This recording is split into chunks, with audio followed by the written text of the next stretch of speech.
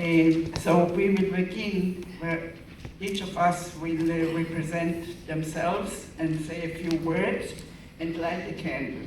And the first one who will begin will be Alina. You have your own. Hi.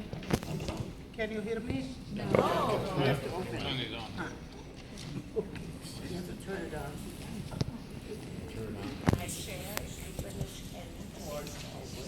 Is Alina Koren. I was born in the Warsaw Ghetto.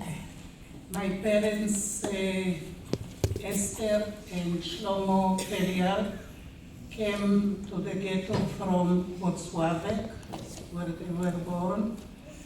And I knew them only until I was about 1 year old, probably, no one knows exactly.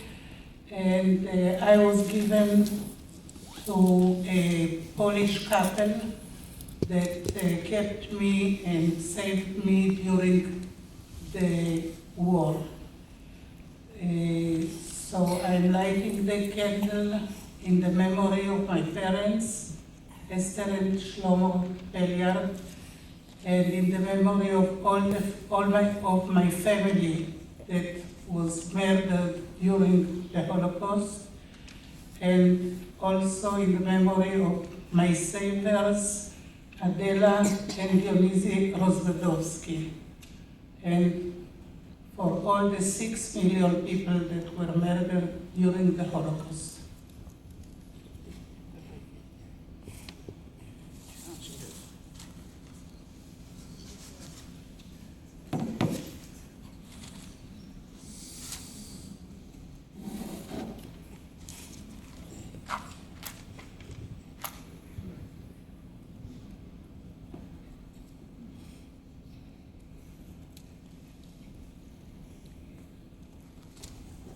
Thank you, Alina. Irene, can you be second, please?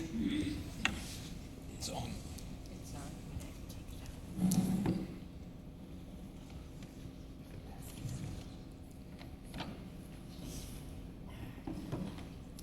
My name is Irene Hasenberg Butter. You hear me? It's on. It should be on. Is it on? Yes.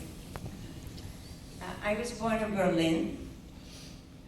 I had a very happy, carefree childhood, living with my parents, my older brother, and my maternal grandparents until Hitler came into power.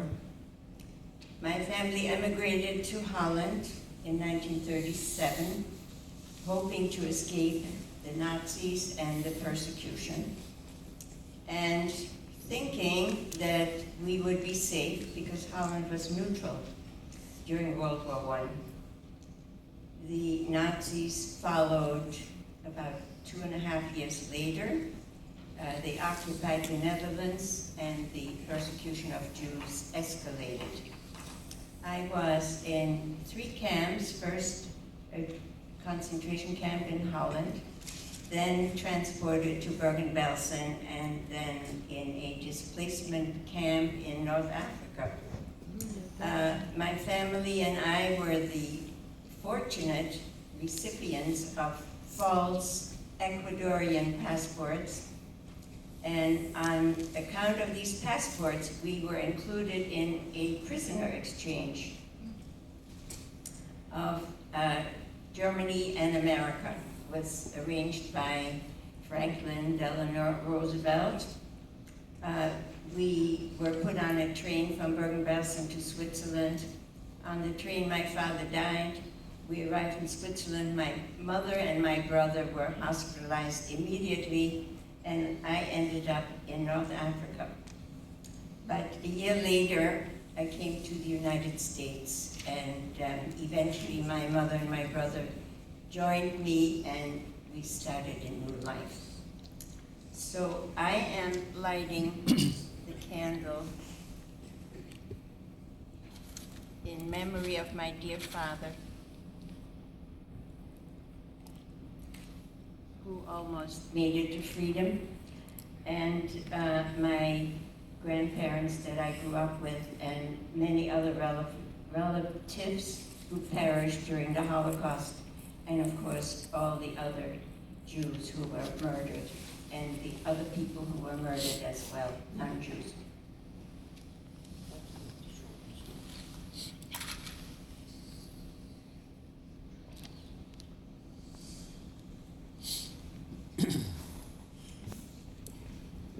Hello. Thank you, Irene.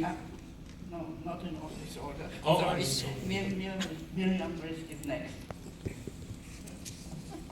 My name is Miriam Brysk. Let me get it on. Can you hear me now? No. Can you hear me? Okay, got it. I was born in Warsaw, and the war started, I was 4 years old. And then Poland was partitioned just before the war between the Russians, the Soviets and the Germans. And we took the opportunity right after Hitler came into Warsaw, before things really got going. While the Russians and the Germans were friends, we went over to the railroad and went to Belarus, back then Eastern Poland, where my father was born. And we stayed there thinking maybe we were safe. And in 1941, the Germans attacked the Soviet Union, and we came under Nazi rule. Immediately after they came, they rounded up knowledgeable people in town, and they shot them all except for my father, because they needed a team to operate on wounded Germans because they didn't have enough surgeons. So we stayed in the ghetto. We lived through the ghetto slaughter, where in one day, 80% of the ghetto was shot. We were actually selected to die and being beaten with clubs as we walked to the pits to be shot. And at the last minute, a German soldier told us to stop and told us to go back because they still needed my father. He had a Red Cross armband on his coat. And we stayed longer in the ghetto.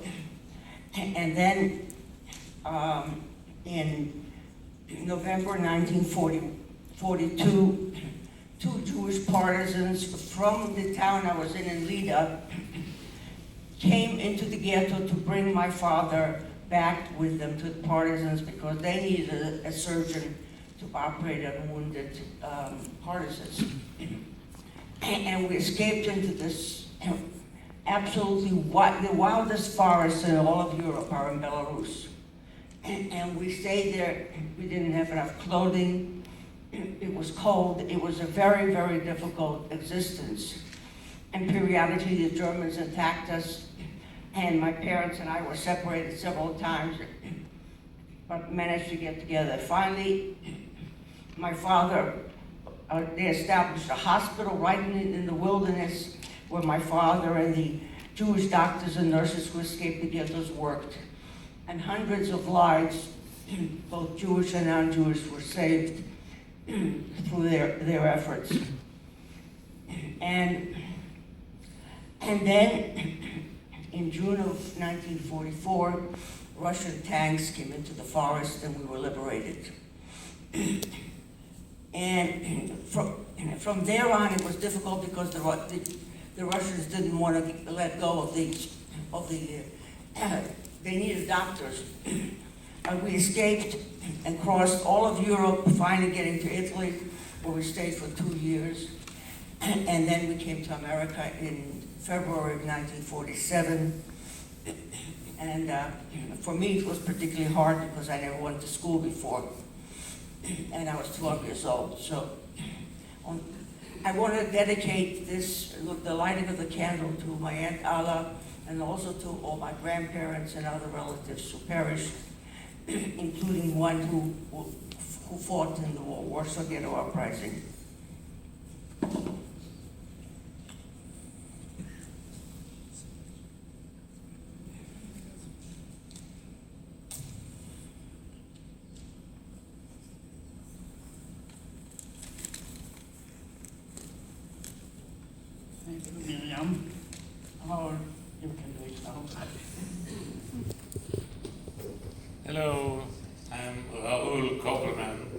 Chava's husband. I was born in Vienna, Austria, a few months after Adolf Hitler came to power in Germany in 1933. That, by the way, explains why my first name is not German.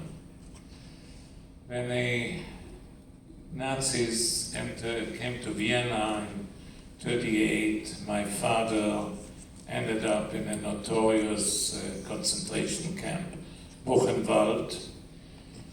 My mother and I were hiding somewhere. My much older sister gave birth to a son, and within a few days she got by mail the ashes of her husband, Iju Brod, who was just murdered by the Nazis. Somehow, with a lot of luck and miracles, the immediate family, including my father, got out to Tel Aviv before it was too late. However, my maternal grandfather, Shmuel Menschel, was also murdered by the Nazis. In their memory and the memory of another about 6 million Jews murdered, I'm going to light that candle.